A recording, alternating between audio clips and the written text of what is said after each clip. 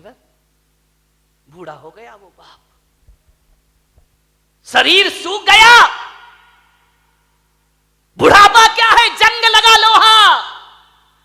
लोहे पर जंग लगता है जब पानी की मार पड़ती है, और जिंदगी को जंग लगता है जब अपनी औलाद का दुष्कार मिला करता है, जब अपनी औलाद से उपेक्षाएं मिला करती हैं। एक बात अंतर इतना है कि लोहे को जंग बाहर से लगता है और जिंदगी को जंग भीतर से लगा करता है। बाहर की जंग को मिटाने के लिए कोई रेख मार्ग मिल जाता है बाजार में, मगर भीतर की जंग मिटाने का कोई भी उपाय हमारे पास नहीं हुआ करता है। उस बूढ़े ने बच्चों को पढ़ाया लिखाया, उसकी पत्नी की मौत हो गई, अकेला बुढ़ापा, 2 बेटे, एक डॉक्टर एक इंजीनियर, पढ़ा लिखा के बड़ा किया। बड़ा आश्चर्य होता है मुझे कि एक बाप अपने 4 बेटों को पढ़ा लिखा के योग्य बना देता है, अपने 4 बच्चों को खिला देता है एक बाप, लेकिन 4 बच्चे मिलकर के बुढ़ापे में एक बाप को रोटियां नहीं दे सकते हैं। मेरे भाई, जब छोटे थे तो इस बाप ने तुम्हें खिलाया था, पिलाया था, आज बुढ़ापा है, 4 बच्चे रोटियां नहीं दे सकते उसको। अरे तुमसे अच्छा तो वो बंदर होता है जो नाच नाच कर मदारी का पेट भर दिया करता है। ध्यान रखिए, क्या जिंदगी है हमारी, क्या जीवन है हमारा। अपने ही घर में परायेपन का बोध, ऐसे रहते हैं जैसे पड़ोसी के घर में रह रहे हो। कल तक जहां हुकूमत चलती थी, आज 2 रोटी का भी इंतजार करना पड़ता है। मान्यवर, मां बाप अपने बच्चों की जुबान नहीं दे सकते किसी को। क्या हालात बना दिए हैं कि बुढ़ापे में मां बाप बच्चों के सामने चुपचाप हाथ बांधे खड़े रहते हैं। ध्यान रखिए, उनके पास कुछ नहीं है। उस बूढ़े बाप को बहुएं पसंद नहीं करती थी, फूटी आंख नहीं सुहाता बूढ़ा उनको, बड़ी परेशान हो गई बहुएं।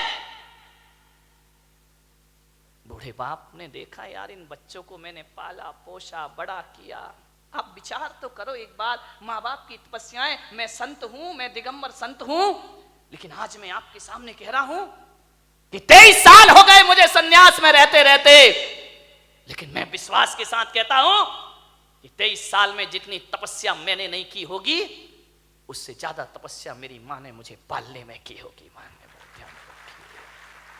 क्या पाते हो तुम अपनी जिंदगी में? मां बाप के एहसान।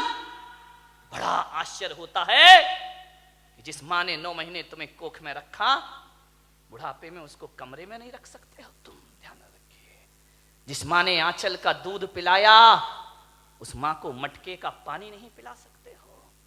जिस मां ने, विचार करिए, आज जो तुम बोल रहे हो, अरे बेकार है वो औलाद जो अपने बाप को चुप कहती हो। ध्यान रखिए, कैसी औलाद है? माँ बाप कुछ बोलते हैं तो बच्चा कहता है आप चुप रहिए। अरे जीभ गल के गिर जाना चाहिए आपकी, माँ बाप को कहते हो चुप रहिए। जिसने बोलना सिखाया, जब तुम पैदा हुए थे तुम्हें तो बोलना भी नहीं आता था। बताइए सबसे पहले बोलना किसने सिखाया था? इस माँ बाप ने। और इसी दिन के लिए सिखाया था कि जब तू बोलना सीख जाए तो हमें कहना कि तुम चुप रहो। ध्यान रखिए मान्यवर, माँ बाप के एहसानों से मुक्त नहीं हो सकते कभी। जब तुम्हें चलते नहीं बनता था ना, किसने चलना सिखाया था? बताइए, उंगली पकड़ के किसने चलना सिखाया था? इस माँ ने सिखाया था, इस पिता ने सिखाया था। ये तुम्हारे लिए घोड़ा बना था, तुम उसकी पीठ पर सवार हुए थे। कितना खुश होता था वो बाप जब तुम पहली बार चलना सीखे थे। चलते थे, गिर जाते थे, चलते थे, जैसे ही गिरने लगते थे पापा आकर पकड़ लिया करते थे। एक बात तो बता दो, युवाओं से मेरा निवेदन है, जब तुमसे चलते नहीं बनता था तो माँ बाप ने उंगली पकड़ी थी, और आज उनसे चलते नहीं बनता तो तुम उनका हाथ नहीं पकड़ सकते हो। तुम्हें उनका हाथ पकड़ने में शर्म आती है, तुम्हें गाड़ी में बिठा के मंदिर ले जाने में शर्म आती है, तुम्हें शर्म आती है अपने माँ बाप को सहारा देने में। वाह रे इंसान, विचार करिए। याद है तुम्हें जब बचपन में स्कूल जाते थे तो माँ क्या करती थी? तुम्हारे टिफिन में 2 रोटी रखती थी। बेटा पढ़ाई भी करना, भूख लगे तो ये रोटियां खा लेना। स्कूल में रहने के बाद भी माँ तुम्हारा ख्याल रखती थी। और जब स्कूल जाते थे तो माँ पिता 1 रुपया 2 रुपया तुम्हारी जेब में डाल दिया करता था। विचार करो आप कि जिस माँ ने टिफिन में 2 रोटियां रखी हैं, बुढ़ापे में आज उस माँ की थाली में 2 रोटी नहीं है। और जिस बाप ने जेब में पैसे डाले थे, आज वो बाप बिना पैसे के घर में जिंदगी जी रहा है, एक एक पैसे को तरसता है, उसे शर्म आती है अपनी औलाद से पैसा मांगने में। एक बात तो बता दो, युवाओं से मेरा निवेदन है कि बचपन में तुमने पिता की जेब से पैसे निकाले थे तो पिता तो गुस्सा नहीं हुए थे ना? पिता तो सोचते थे बच्चा है, निकाल लिया, खर्च करेगा, कोई बात नहीं है। बचपन में पिता के जेब से पैसे निकालते तब पिता को गुस्सा नहीं आया। और आज बुढ़ापे में बाप यदि तुम्हारी जेब से पैसा निकाले तो तुम्हें गुस्सा क्यों आता है? मैं आपसे पूछना चाहता हूं, युवाओं से मेरा प्रश्न है, आज आपको गुस्सा क्यों आता है? आज पिता को इजाजत क्यों लेना पड़ती है? एक बात आपसे निवेदन करने जा रहा हूं, मान्यवर, जब तुम छोटे थे ना, ये वही बाप है, तुम्हारे घर में एक चिड़िया आती थी, तुम बचपन में छोटे में पूछते थे पापा ये क्या है? पापा कहते थे बेटा चिड़िया है। फिर थोड़ी देर बाद चिड़िया आती थी, पापा ये क्या है? बेटा ये चिड़िया है। फिर चिड़िया आई, पापा ये क्या है? तुमने 10 बार पूछा, बाप ने 10 बार बताया बेटा ये चिड़िया है। पापा को गुस्सा नहीं आया ना? और जब बुढ़ापे में एक बाप किसी बात को 2 बार पूछ लेता है तो आप कहते हो तुम्हें एक बार का समझ में नहीं आता है, बार बार पूछते रहते हो। कितनी बार समझाऊं तुमको? बताओ, तुमने 10 बार पूछा तो पापा ने गुस्सा नहीं किया, आज पापा ने 2 बार पूछ लिया तो तुमको गुस्सा आ गया। तुम कहते हो कि माँ बाप जिद करते हैं, बुढ़ापे में परेशान करते हैं। तुमने भी बहुत जिद की थी जब तुम अपने माँ बाप के साथ बाजार गए थे, खिलौने के लिए मचल गए थे, पापा यही खिलौना लूंगा, पापा के पास पैसे नहीं थे, पापा मुझे यही वाला चाहिए। सोचिए, आप विचार करिए, बाप के पास कुछ नहीं था, तुमने डिमांड की, तुमने जिद की, तुम भी तो सड़क पर मचल गए थे, बाजार में रोने लगे थे, तब पापा को गुस्सा नहीं आया। और आज माँ बाप थोड़ी सी जिद कर ले, तुमको गुस्सा आ जाता है। किस काम की जिंदगी है ये तुम्हारी? मान्यवर, विचार करिए, तुमने कितना परेशान किया है माँ बाप को।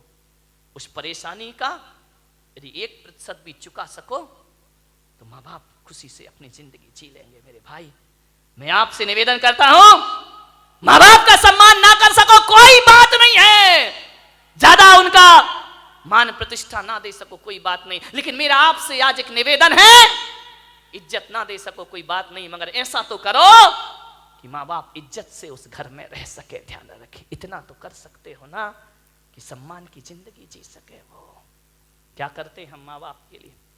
स्वामी विवेकानंद बहुत बड़े संत हुए, अमेरिका गए, उन्होंने अपना भाषण दिया, प्रवचन दिया, मां पर बहुत अच्छा बोलते थे। वो कहते थे मां से अच्छा कुछ नहीं होता, मां से बड़ा कोई धर्म नहीं होता है, पिता से बड़ा कोई धर्म नहीं होता, कोई कर्तव्य नहीं होता हमारा। विवेकानंद से किसी जिज्ञासु ने पूछ लिया, आप मां की इतनी महिमा गाते हैं, मां में ऐसा क्या है? धरती पर आए हैं तो मां तो मिलेगी मिलेगी, इसमें कौन सा एहसान? और हर मां बाप पाल पोस के बड़ा करते हैं, कोई बड़ा काम नहीं कर दिया उन्होंने। धरती पर आओगे तो मां बाप तो मिलेंगे ही मिलेंगे। विवेकानंद ने कहा, ये प्रश्न कोई भारत का आदमी पूछ रहा है कि मां में ऐसा क्या है? स्वामी विवेकानंद ने उसे बुलाया कि इधर आओ। वो एक साफा बांधते थे, उन्होंने अपनी पगड़ी खोली, बोले इसे पकड़ो। उसने कहा स्वामी जी ये क्या है? बोले पकड़ो। उसने पकड़ा। स्वामी विवेकानंद ने कहा कि जाओ, मेरी सभागृह के बाहर 1 किलो का पत्थर पड़ा है, उसे उठा के लाओ। बोले स्वामी जी मुझे प्रश्न का उत्तर चाहिए। ये पत्थर में से नहीं उठेगा। बोले देख, माँ बाप के संदेह में उठा हुआ प्रश्न किसी पत्थर से कम नहीं हुआ करता है। और पत्थर का जवाब स्वामी विवेकानंद नहीं देते, पत्थर का जवाब पत्थर ही दिया करता है। जाओ और पत्थर उठा के लाओ। वो पत्थर उठा के लाया, स्वामी जी ने कहा अपने पेट में बांध, और बांध करके पूरे नगर के 3 चक्कर लगा के आ। बोले ऐसा नहीं हो सकता। बोले क्यों नहीं हो सकता है? बोले मुझे उत्तर चाहिए। बोले उत्तर मैं नहीं दूंगा, उत्तर पत्थर देगा। माँ बाप के खिलाफ उठा प्रश्न पत्थर है, उत्तर भी पत्थर ही देगा, जाओ। उसने बांधा पूरे परिक्रमा। बोले थोड़ी देर बांधा फिर छोड़ दिया। बोले मेरे से नहीं होगा ये। बोले क्यों? बोले स्वामी जी आप इतने बड़े विद्वान हैं, मनीषी हैं, ज्ञानी हैं, मैं पेट में पत्थर बांध के घूमूंगा तो लोग हंसेंगे, मेरा मजाक बनेंगे, मुझे अच्छा नहीं लगेगा, मुझे शर्म आती है। तो स्वामी विवेकानंद ने कहा उत्तर मिल गया। बोले ये कोई उत्तर है क्या? बोले यही उत्तर है। जब तुझे 1 किलो का पत्थर बांध के घूमने में शर्म आती है, बोल तेरी माँ 9 महीने तुझे पेट में रखकर कैसे घूमी होगी, उसे शर्म नहीं आई होगी, और आज तुझे शर्म आई और तूने पत्थर फेंक दिया। अरे मूर्ख, यदि तेरी माँ को शर्म आती हो तुझे कोख से निकाल कर फेंक देती, तो आज मेरी सभा में प्रश्न पूछने की औकात तेरी नहीं होती। इस ध्यान रखिए, ये माँ बाप का उपकार हुआ करता, ये माँ बाप की बदौलत है। एक बात याद रखना मेरे भाई, आज तुम्हारे पास जितनी भी दौलत है वो माँ बाप की बदौलत है, ध्यान रखिए। माँ बाप नहीं होंगे तो कहां से डॉक्टर बन जाओगे, कहां से इंजीनियर बन जाओगे? अरे माँ बाप का एहसान मानो, एहसान मानो इस माँ का। गर्भपात की दुनिया में भी तुम्हें जन्म देने की ताकत रखी है उसने।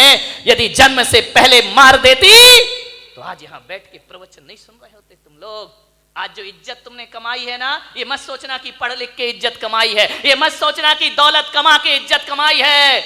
आज किसी संत की सभा में इज्जत से बैठे हो तो अपनी बदौलत नहीं, अपने माँ बाप की बदौलत बैठे हुए हो, ध्यान रखिए। मेरा आपसे निवेदन है, यदि ये माँ तुम्हें जन्म दे के किसी कचड़े घर में फेंक देती ना, जैसे आज बुढ़ापे में तुम उसे फेंक रहे हो, यदि बचपन में इस माँ ने फेंक दिया होता ना, तो ना तुम्हारी जात का पता चलता, ना तुम्हारे बाप का पता चलता, और इस धरती पर नाजायज औलाद बनकर जीते रहते। कोई तुमसे शादी करने को तैयार नहीं होता मेरे भाई। माँ बाप ने जिंदगी भर अपना चरित्र बचाया है, इस माँ ने अपने सतीत्व को बचाया है, उस पिता ने अपने चाल चलन को सुधारा है, तब जाकर तुम इस समाज में इज्जत की जिंदगी जी रहे हो मेरे भाई, ध्यान रखिए। ये इज्जत भी माँ बाप से मिली है, ये नाम भी माँ बाप से मिला है, और तुम्हें डॉक्टर बनाने से पहले तुम्हें डॉक्टर बनाने का सपना माँ बाप ने देखा था, तुमने बाद में, तुम्हें तो अकल भी नहीं थी, तुम्हें तो समझ भी नहीं थी कि इंजीनियर क्या होता है, डॉक्टर क्या होता है। माँ बाप तुम्हें बनाते हैं। आज तुम जहां भी हो, संतों की बदौलत, भगवान की बदौलत हो या ना हो, माँ बाप की बदौलत आज तुम जहां पर भी हो, ध्यान रखिए। माँ बाप का हाथ है इसमें। बूढ़ा दुखी हो गया, बहुएं पसंद नहीं करती, घर जाता बूढ़ा तो ऐसा लगता जैसे किसी जेल में प्रवेश कर रहा हो।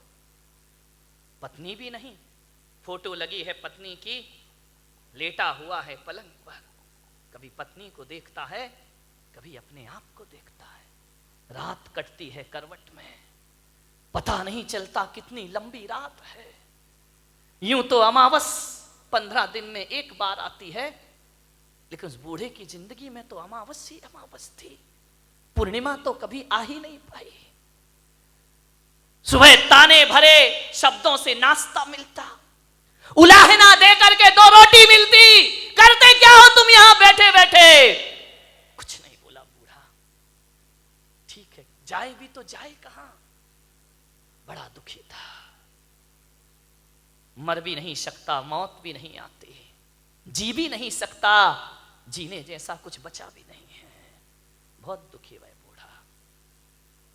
थोड़ा बहुत टहलाता, यार दोस्तों में बैठता, शरीर में ताकत नहीं, कुछ कमाए, कुछ मेहनत करे, फिर घर लौट आता, और घर लौटता तो ऐसा लगता कि किस दरिंदगी की जिंदगी में मैं वापस लौट आया हूं।